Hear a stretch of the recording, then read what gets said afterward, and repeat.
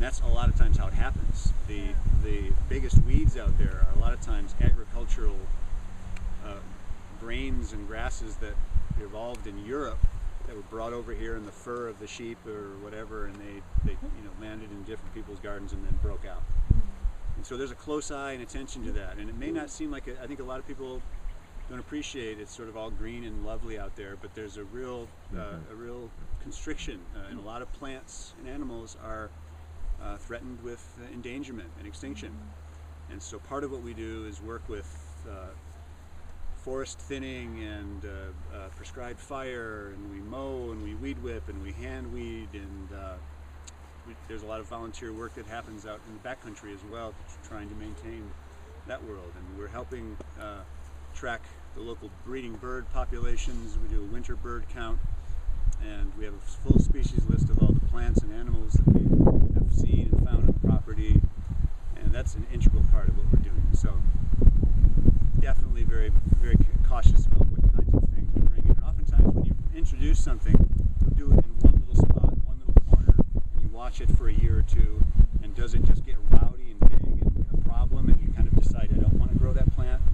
So you make small little experiments, and then when you make a mistake, it's a small mistake. And then you can change the plant. Yeah. Is your bird count a community event, public? You know, it isn't, but we have had bird watching classes.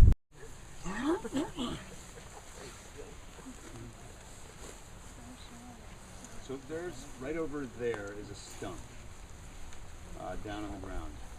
And if you look at it closely, it's got 6 or 7 individual centers of the tree. There used to be 6 or 7 shoots at one time coming up, and they all fuse together.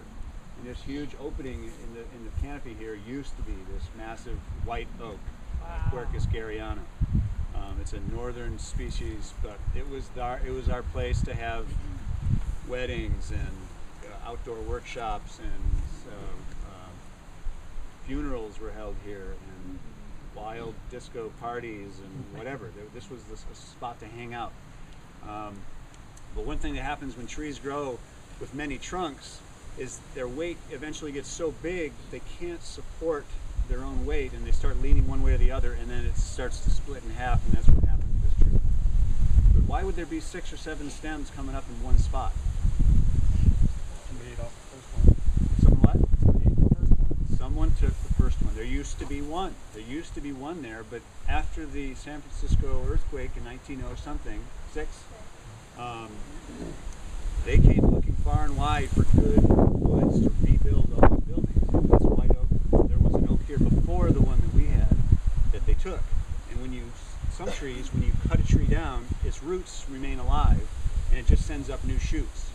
And so that tree was the daughter trees of another tree that they could cut way back when. And now we're dealing with this issue of sudden oak death. Anyone familiar with that? Yeah. It's kind of a plague that's waiting to explode. Even it's already a major problem, but it's on the scale of the chestnut blight, Dutch elm's disease, all the different big nasties. And it's basically a disease caused by another non-native, a relative of fungus, an oomycete, that infects a tree, slowly girdles the tree. Hey, this is Novalee, and it's Sunday, and we're touring the Arts and Ecology Center. This is the North Garden, and where are we? In Occidental. We're touring the Arts and Ecology Center in Occidental, where they grow all sorts of organic foods.